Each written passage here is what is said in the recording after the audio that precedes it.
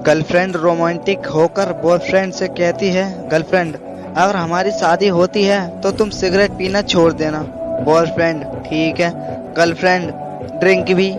Boyfriend ठीक है। Girlfriend night club जाना भी। बॉयफ्रेंड ठीक है। गर्लफ्रेंड तुम और क्या छोड़ सकते हो? बॉयफ्रेंड तुमसे शादी करने का आइडिया भी छोड़ सकता हूँ।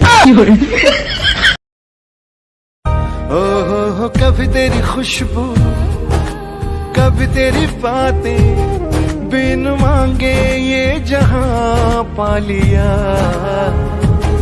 तू ही दिल की है रौनक, तू ही जन्मों की दौलत, और कुछ ना जानू बस इतना ही जानू।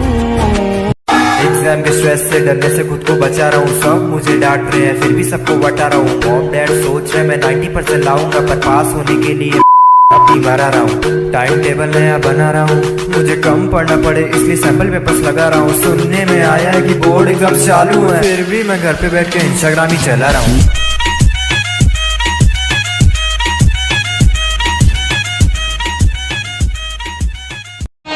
My name is Bahubali Shera. I am from India and I am proud of who I am and I am proud of my people.